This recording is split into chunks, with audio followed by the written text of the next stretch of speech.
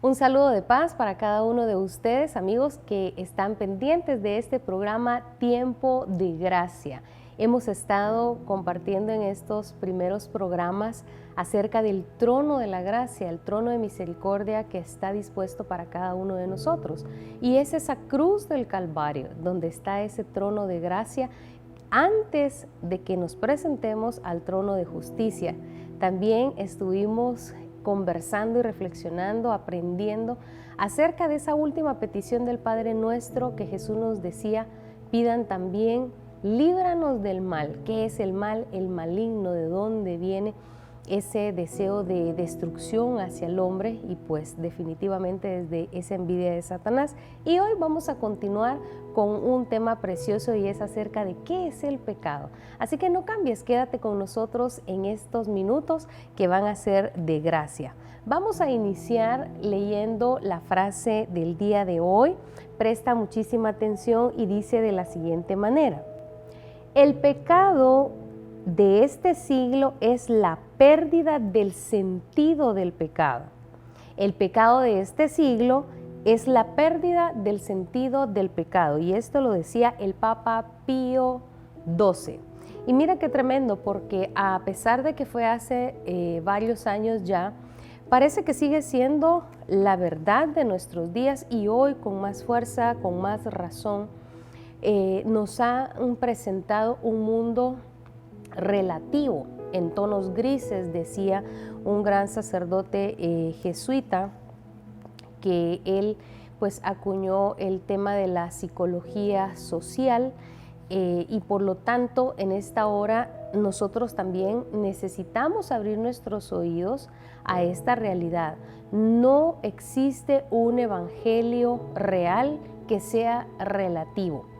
Martín Baró, como lo decía este sacerdote jesuita que acuñó el tema de la psicología social, él decía, nuestros jóvenes hoy en día están recibiendo un mundo en tonos grises, un mundo en el que todo es relativo, que no todo es 100% bueno y no todo es 100% malo.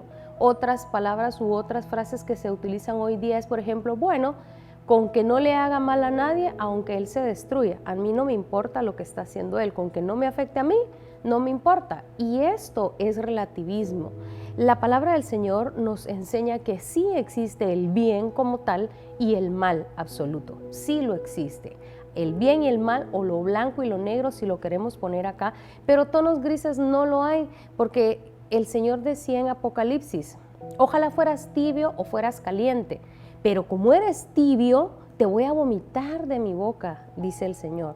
No eres ni frío ni caliente, y eso es ser alguien relativo, alguien indiferente a las cosas, alguien que por no conseguir problemas con sus compañeros, con su familia, pues simplemente no habla, no dice nada. Bueno, me parece que no es tan malo, pero como no es mi vida, no me meto. Pues bien, hoy a medida que vamos a ir reflexionando y leyendo la palabra acerca de qué es el pecado, pues vamos a ir pidiéndole al Espíritu Santo que nos revele esa verdad espiritual. El hecho de que alguien diga que no cree en Jesucristo ni en el infierno, que el infierno no existe, que el cielo tampoco, no significa que eso sea verdad. Sí, y quiero que hoy iniciemos leyendo lo que nos dice la palabra del Señor en el Evangelio de San Juan, en el capítulo número 16 y versículo número 5 en adelante. Pero ahora me voy para estar con el que me ha enviado, y ninguno de ustedes me pregunta dónde voy. Al contrario, se han puesto muy tristes porque les he dicho estas cosas. Pero les digo la verdad, es mejor para ustedes que yo me vaya, porque si no me voy, el defensor no vendrá para estar con ustedes. Pero si me voy, yo se los enviaré. Cuando Él venga, el Espíritu Santo mostrará claramente a la gente del mundo quién es pecador, quién es inocente y quién recibe el juicio de Dios. ¿Quién es pecador? El que no cree en mí. ¿Quién es inocente? Yo, porque voy al Padre, y ustedes ya no me verán. ¿Y quién recibe el juicio de Dios? El que gobierna este mundo, que ya ha sido condenado. Palabra de Dios, te alabamos, Señor. Acá Jesucristo nos habla claro. Y él nos explica que el pecador es aquel que no cree en él, ¿sí? ¿Y por qué razón? En San Juan capítulo 8, versículo 32, este versículo tan importantísimo, tan vital, tan conocido, Jesucristo lo dice claramente y lo voy a leer. San Juan capítulo número 8, versículo del 31 en adelante. Jesús les dijo a los judíos que habían creído en él: si ustedes se mantienen fieles a mi palabra, serán de veras mis discípulos, conocerán la verdad y la verdad los hará libres. Ellos le contestaron: nosotros somos descendientes de Abraham y nunca hemos sido esclavos de nadie. ¿Cómo dices tú que seremos libres? Jesús les dijo: les aseguro que todos los que pecan son esclavos del pecado. Palabra de Dios, te alabamos, Señor. Entonces vemos acá que para hablar del pecado, en primer lugar, tenemos que entender que desde el momento en que nosotros libremente, con nuestra inteligencia, nuestro razonamiento, nuestro libre albedrío, rechazamos a Jesús, desde ahí nosotros hemos decidido estar en un estado de oscuridad, en un estado de negación, por decirlo así, negación de la verdad. Dios no nos obliga, esto es muy claro, ya lo vamos a ver más adelante en unas citas bíblicas, pero recuerda que también toda la vida siempre es de decisiones, toda nuestra vida es de decisiones, desde que nos levantamos, me levanto ahora, espero otros 5 minutos, me baño, no me baño, me pongo esto, no me pongo, hasta decisiones muy importantes. Una de ellas es la de creer en Jesús y aceptarlo. Por eso dice la palabra: y a todo aquel que cree en Jesucristo se le concede el privilegio de llamarse hijo de Dios. Y es por eso que San Juan 3:16, ese versículo de oro, tenemos que guardarlo en nuestro corazón y tomarlo en cuenta. Y dice así, San Juan 3:16, pues Dios amó tanto al mundo que dio a su Hijo único, para que todo aquel que cree en Él no muera, sino que tenga vida eterna. Porque Dios no envió a su Hijo al mundo para condenar al mundo, sino para salvarlo por medio de Él. El que cree en el Hijo de Dios no está condenado, pero el que no cree ya ha sido condenado por no creer en el Hijo único de Dios. Los que no creen ya han sido condenados, pues como decían cosas malas cuando la luz vino al mundo, prefirieron la oscuridad a la luz. Todos los que hacen lo malo odian la luz y no se acercan a ella para que no se descubra lo que están haciendo. Pero los que viven de acuerdo a la verdad se acercan a la luz para que se vea que todo lo que hacen está de acuerdo a la voluntad de Dios. Leo San Juan 3, versículo 14. Así como Moisés levantó la serpiente en el desierto, así también el Hijo del Hombre tiene que ser levantado para que todo el que cree en Él tenga vida eterna. Palabra de Dios, te alabamos, Señor. Entonces acá nosotros notamos que cuando hablamos del pecado no es un tema social, no es un tema científico, un tema psicológico, es un tema espiritual. El pecado es un mal espiritual que entró desde esa rebelión de Satanás, desde esa soberbia, esa prepotencia, esa ambición de querer tener el poder, de querer tener el lugar de Dios. Y él, al ver al ser humano, que era una criatura amada por Dios, quiso destruirnos desde ese momento por envidia. Y por eso leemos en Sabiduría que dice: por la envidia de Satanás entró el mal, entró el pecado, y lo sufren los que del diablo son. Entonces vemos acá, Dios no creó el mal para hacer un juego de la vida. Y esto quiero y le pido al Espíritu Santo que me ayude a transmitirlo, que el Señor no es esa imagen que nos han querido mostrar de que es un Dios cruel, que creó al hombre como que fuera un juego y le pone tentaciones y le pone el bien y a ver quién se salva y quién no se salva. No, Dios no es un Dios cruel.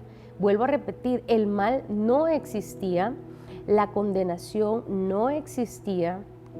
El mal, de hecho, Adán y Eva no lo conocían hasta que escucharon a la serpiente, solo conocían el bien. Pero ahí es donde entra el gran poder de Dios, su misericordia para salvar a su criatura amada, que es el ser humano. Por eso San Pablo decía, y cuando nosotros éramos incapaces de salvarnos a nosotros, Dios en su infinita misericordia nos salvó por medio de Jesucristo. O sea, el Señor vio que su criatura amada se perdió, su criatura predilecta se extravió, pues no nos dejó ahí abandonados a nuestra suerte, sino que Él también envió una solución, porque el pecado es un mal espiritual y necesitaba una solución espiritual, una solución divina. Y por eso el Señor mandó a su Hijo único, mandó a Jesucristo para que nosotros pudiéramos ser redimidos del pecado. Entonces solo quiero leer Romanos capítulo 5, versículo del 6 en adelante. Pues cuando nosotros éramos incapaces de salvarnos, Cristo a su debido tiempo murió por los pecadores. No es fácil que alguien se deje matar en lugar de otra persona, ni siquiera en lugar de una persona justa, aunque quizás alguien estaría dispuesto a morir por la persona que le haya hecho un gran bien. Pero Dios prueba que nos ama en que cuando todavía éramos pecadores, Cristo murió por nosotros. Entonces vemos acá, y quiero que quede claro, el pecado es un mal que surgió desde la perdición de Satanás en su corazón y que nos quiso destruir a nosotros, pero Dios envió una solución también, y fue enviar a Jesucristo para que derramara su sangre por nosotros. Ahora, teniendo esto en cuenta y que el pecado es un tema espiritual, algunas definiciones de pecado son las siguientes. Pecado es toda acción o omisión voluntaria a la ley de Dios, es decir, pensar, hacer, desear o decir algo en contra de los mandamientos de la ley de Dios. El pecado es un no deliberado dado al amor redentor de Cristo, y esta negativa lastima a Jesucristo. La Iglesia nos da una definición que también me encanta, y de ahí vamos a aprender muchísimo. Nos dice lo siguiente: el pecado es una falta contra la razón, la verdad, la conciencia recta. Es faltar al amor verdadero para con Dios y para con el prójimo, a causa de un apego perverso a ciertos bienes. Hiere la naturaleza del hombre y atenta contra la solidaridad humana. Ha sido definido como una palabra, un acto o un deseo contrarios a la ley eterna. Esto también está tomado por Meditaciones de San Agustín y de Santo Tomás de Aquino, y es tomado del Catecismo de la Iglesia, numeral 1849. Entonces, tomando en cuenta esto, nosotros vamos a notar algo muy importante. Ya dijimos que el pecado es un tema espiritual, y el padre Jorge Glorin, de feliz memoria, él decía lo siguiente: en sus juicios acerca de valores, el hombre no puede proceder según su personal arbitrio. En lo más profundo de su conciencia descubre el hombre la existencia de una ley que él no se dicta a sí mismo, pero a la cual debe obedecer. Tiene una ley escrita por Dios en su corazón, en cuya obediencia consiste la dignidad humana y por la cual será juzgado personalmente. Acá nosotros encontramos que efectivamente el profeta Jeremías anunció que la palabra de Dios, que la ley de Dios iba a ser grabada en nuestra mente y en nuestro corazón. Es por ello que, a pesar de que nosotros digamos, a mí Dios no me importa, ya vamos a descubrir que hay algo en nuestro interior que nos indica que hay una ley eterna que obedecer. Así que lo vamos a dividir en estas 4 dimensiones que son faltas al pecado. Vamos a iniciar. El pecado se deriva del latín peccatum, que quiere decir transgresión voluntaria de preceptos religiosos, cosa que se aparta de lo recto y lo justo, o que falta a lo que es debido. Entonces aquí está. En primer lugar, el pecado son faltas contra la razón, faltas contra la verdad, faltas contra la conciencia recta y faltas contra el amor. Veamos la primera: faltas contra la razón. Cada uno de nosotros hemos sido creados como seres pensantes. De hecho, es lo que nos diferencia de los animales y es precisamente la razón, la inteligencia que Dios nos ha dado. Y aquí entonces nosotros vamos a incluir algo que se llama lógica, ¿verdad? El sentido común para actuar y para vivir.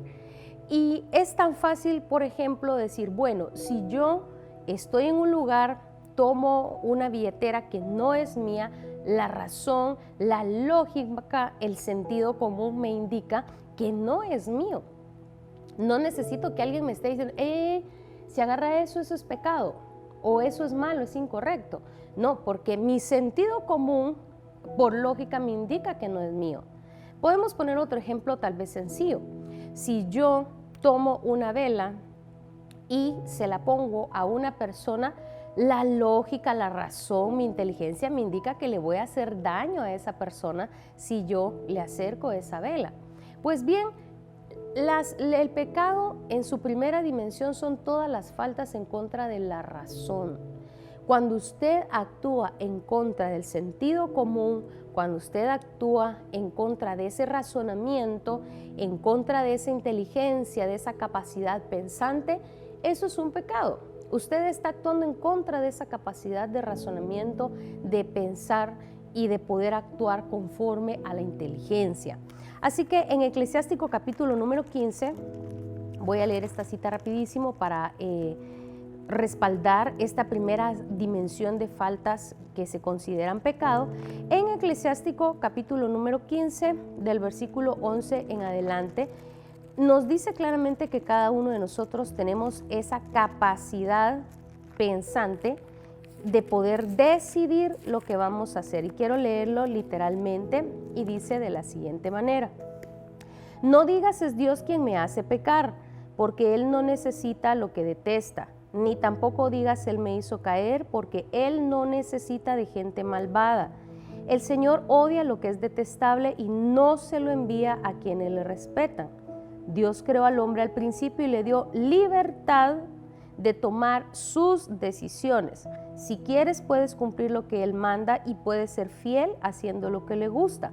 Delante de ti tienes fuego y agua, escoge lo que quieras. Delante de cada uno está la vida y la muerte y cada uno recibirá lo que elija. Palabra de Dios, te alabamos, Señor.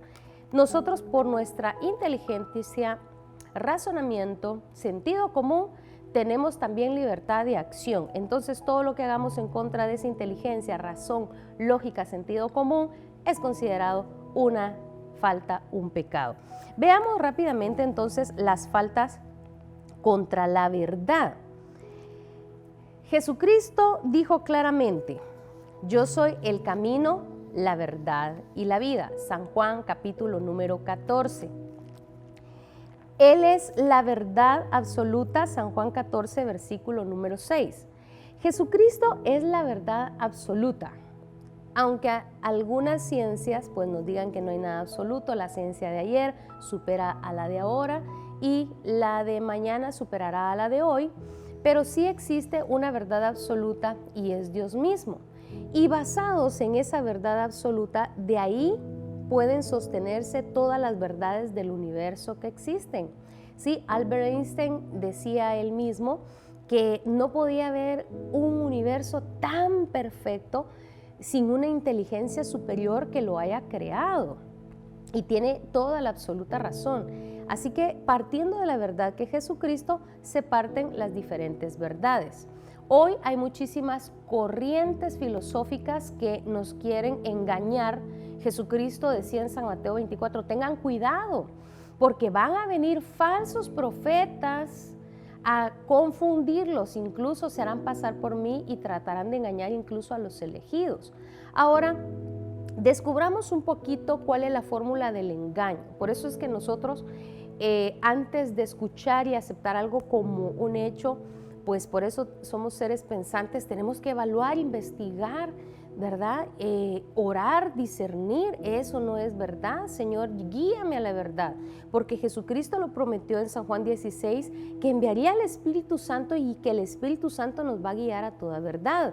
Y es por ello que veamos la fórmula del engaño. el engaño se forma de un 90% de verdad con un 10% de mentira. Esto junto crea un engaño. Por ejemplo, si alguien a sus 18 años llegan sus padres y le dicen, mira, siéntate, queremos dialogar contigo, hay algo importante que queremos decirte. Y es que tú eres adoptado.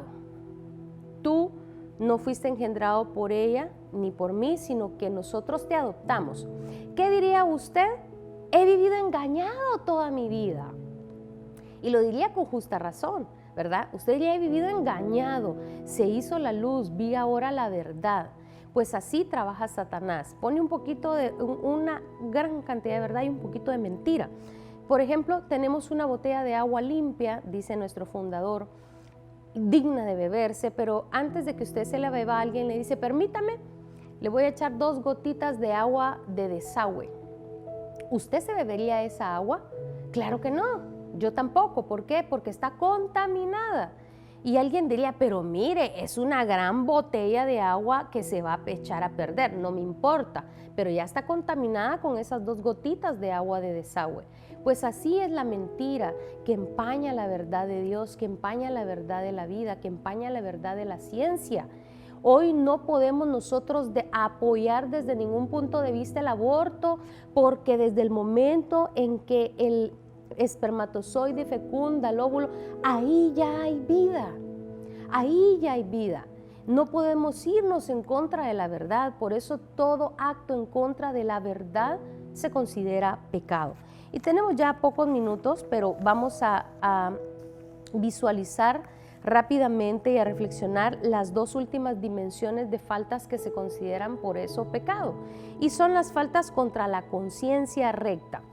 Ciertamente hay muchas conciencias que no pueden estar bien formadas porque en su hogar no recibieron valores, en su hogar no se les enseñó educación, no se les enseñó respeto, no se les llevó a la iglesia a poder aprender acerca de los valores humanos, ética profesional para convivir, reglas urbanas, qué sé yo. Ciertamente pueden haber personas que no tengan cierta formación en su conciencia, pero todos tenemos conciencia. Y por lo tanto, nosotros acá tenemos también la libre acción, como le decía, Eclesiástico 15 del 11 en adelante. Incluso acá yo les diría, agregaría algo más. Fíjense, la palabra del Señor en Isaías capítulo 30, versículo 21 dice, y si te desvías a la derecha o a la izquierda, oirás una voz detrás de ti que te dirá, por aquí es el camino, vayan por aquí. Jeremías 31:33, esta será la alianza que haré con Israel en aquel tiempo. Pondré mi ley en su corazón y la escribiré en su mente. Yo seré su Dios y ellos serán mi pueblo. Yo el Señor lo afirmo.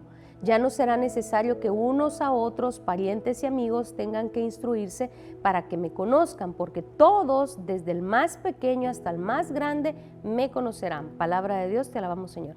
Todos tenemos algo llamado conciencia, esa vocecita interna que nos dice, no, no lo hagas, no está bien, te va a ir mal, es incorrecto lo que estás haciendo, detente. Todos, aunque alguien no haya ido a la iglesia, aunque alguien no conozca a Jesucristo, todos tenemos, dice, una voz interior que Dios nos ha puesto, que nos dice por detrás, por aquí es el camino. Y es por eso que todo lo que tú haces a escondidas no está bien. En resumidas cuentas, todo lo que tú haces a escondidas que alguien no me vea, tu conciencia te está diciendo que es destructivo, que está mal, que no, está haciendo daño, que no está bien. Por eso es que cuando alguien ve pornografía, a escondidas, cuando alguien va a buscar algún brujo o algo, a escondidas, que por ahí se vaya ocultando todo. Cuando alguien va a adulterar, a escondidas, que no vean el carro, que a esta hora, que no me descubra, borrar mensajes. Todo lo que usted hace a escondidas, algo de malo tiene. Algo de malo tiene. ¿Por qué? Porque su conciencia, esa vocecita le está diciendo, eso está incorrecto. Entonces, por eso, todo acto, pensamiento, omisión o palabra en contra de la conciencia recta es pecado. Y veamos acá las faltas contra el amor. Es la 4ª dimensión de actos, pensamientos u omisiones o palabras que se consideran pecados son todas las faltas contra el amor. Jesucristo resumió toda la ley y los profetas. Ya sabemos que un pecado es accionar en contra de la ley de Dios. ¿Pero cuál es la ley de Dios? Ama al Señor tu Dios con todo tu corazón, con toda tu mente, con todo tu corazón, y a tu prójimo como a ti mismo. San Mateo 22, 37 al 40. Entonces pensemos rápidamente, ¿qué es amar? Voy a darles una definición para poderlo entender. Amar es desear y hacer el bien al prójimo, aun cuando haya momentos que no lo merezca. La voy a repetir. Amar es desear y hacer el bien al prójimo, aun cuando haya momentos que no lo merezca. ¿Y quién nos dio este ejemplo? Jesucristo mismo, el Padre mismo, sin nosotros merecerlos. Él envió la solución para el pecado y fue enviar a Jesús para que por su sangre fuéramos redimidos. Jesucristo nos da el ejemplo también de desear y hacer el bien aunque alguien no lo merezca y no lo quiera, porque Judas, por más que el Señor le dio pan de su comida, lo llamó amigo, le lavó los pies, no quiso. Pero veamos entonces acá que esto es amar, y todo lo que hace daño a nuestro prójimo, cada vez que nosotros le causamos daño de alguna manera, es pecado. ¿Y por qué a Dios también lo podemos dañar con el pecado? Escúchame bien lo que voy a decir, porque con esto voy a terminar y vamos a orar, por supuesto. El pecado no daña la divinidad de Dios. Tu pecado y el mío no le quitan ni le ponen nada, absolutamente nada a Dios, ¿sí? Pero nuestro pecado sí le hiere su corazón, le hiere.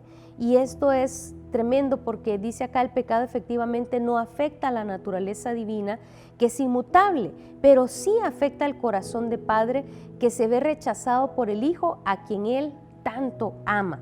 La palabra de Dios, y la leemos en Oseas capítulo 11, versículo 8, en diferentes versiones bíblicas, dice: mi corazón se conmueve de amor por ti, mi corazón está lleno de amor por ti, mi corazón se trastorna por ti, dice en la versión Dios habla hoy.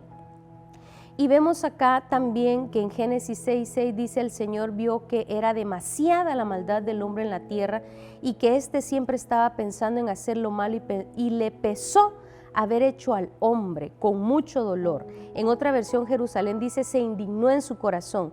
En la latinoamericana dice: se afligió en su corazón. Y en la Reina Valera dice: le dolió en su corazón haber creado al hombre por tanta maldad. O sea, el pecado, mi pecado, tu pecado, le duele el corazón de Dios. Por eso San Pablo decía: no contristen al Espíritu Santo. Contristar viene del griego lopa, que quiere decir causar un sufrimiento agudo. Entonces vemos acá que el pecado, en resumidas cuentas, no está en sí en la mera acción, sino en la no aceptación del amor de Dios que te ama.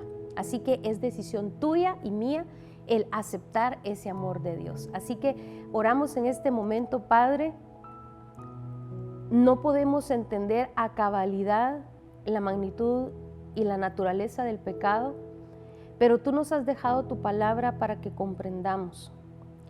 Y toda acción, pensamiento, deseo u omisión en contra de la verdad, el amor, el razonamiento, la conciencia son pecados.